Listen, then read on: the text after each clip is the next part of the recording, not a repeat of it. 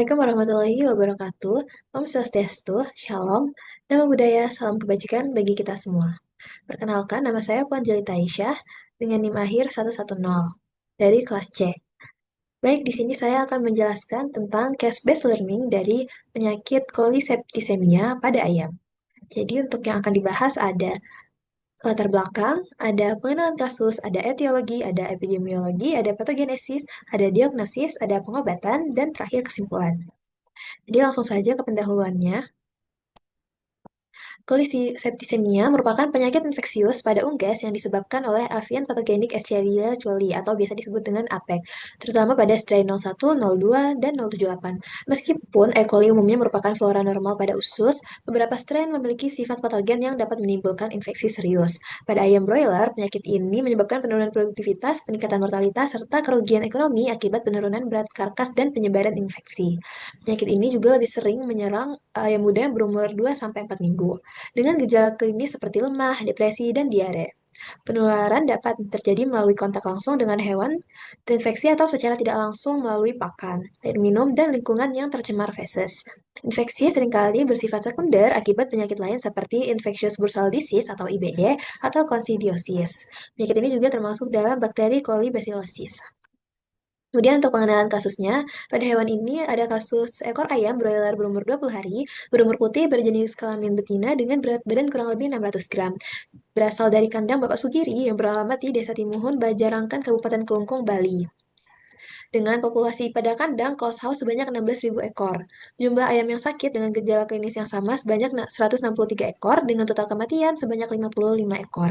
Berdasarkan anamnesis diketahui bahwa ayam sudah diberikan vaksinasi ND, AI, dan gumboro, namun belum dilakukan pengobatan. Ayam kasus juga mengalami gejala sakit selama di kandang kurang lebih selama 5 hari dan menunjukkan gejala sakit pada 18 November 2022 dan dilakukan nekropsi pada tanggal 24 November 2022 dengan tanda klinis anoreksia, kekurusan, pembesaran abdomen, bulu kusam, diare berwarna hijau berkapur, ayam tampak tidak aktif, kotor pada sekitar kolaka, dan tidak menunjukkan gejala saraf.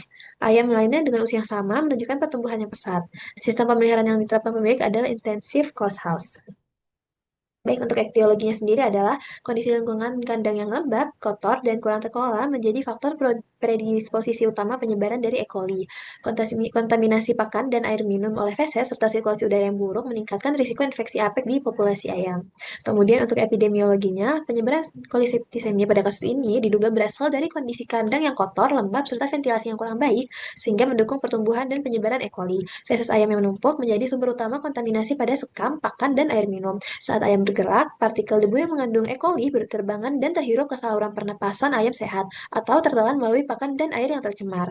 Bakteri kemudian menempel pada epitel saluran pernapasan dan masuk ke peredaran darah, menyebabkan infeksi sistemik yang menimbulkan lesi pada organ vital seperti jantung, hati, paru-paru, dan ginjal. Kondisi kandang dengan penggantian sekam yang jarang, tempat air minum terbuka, serta pakan yang diletakkan dekat dengan lantai mempercepat penyebaran agen penyakit. Faktor-faktor tersebut memperparah infeksi dan menyebabkan tinggi angka mortalitas dan mortalitas pada populasi ayam di kandang tersebut. Kemudian untuk berdasarkan data epidemiologi di lapangan diperoleh perhitungan angka morbiditas 1%, angka mortalitas 0,3%, dan CFR 33,7%. Kemudian untuk patogenesisnya, dimulai dari debu pada kandang yang terkontaminasi E. coli terhirup oleh ayam, kemudian masuk ke saluran pernafasan dan menempel pada permukaan epitel saluran respirasi, tepatnya pada ifili epitel. Kemudian memasuki peredaran darah, multiplikasi pada tubuh hewan, dan menyebabkan kerusakan. Kemudian rute pernafasan menyebabkan hemoragi pada trakea dan kongesi pada paru-paru.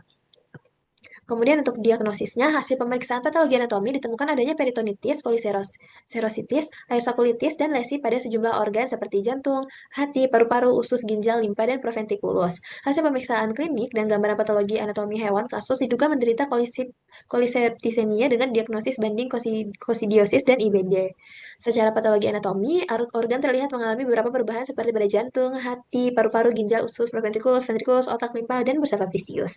Berdasarkan pemeriksaan histopatologi, terjadi perubahan pada organ otak, jantung, paru-paru, ginjal, usus, limpa, dan trakea.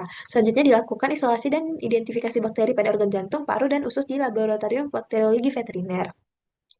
Berdasarkan isolasi dan identifikasi bakteriologi, kasus pada organ sampel jantung, paru-paru, dan usus menunjukkan hasil positif bakteri APEC.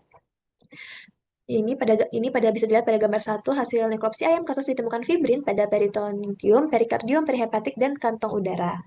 Nomor 2, perubahan patologi anatomi pada ayam kasus, kongestif encephalitis yang A, kemudian perikarditis fibronosa pada jantung yang gambar B, kemudian pneumonia fibrinohemoragika et nekrotika pada paru yang gambar C, kemudian hepatitis edematos et fibrinosa pada hati gambar D, kemudian limpa tidak mengalami perubahan pada gambar F, kemudian bursa fabritis pada bursa fabricius gambar G, kemudian floventriculitis pada floventriculus dan ventriculus pada gambar H, dan enteritis fibrinosa hemoragika et nekrotika pada usus. Selanjutnya, ada pengobatan.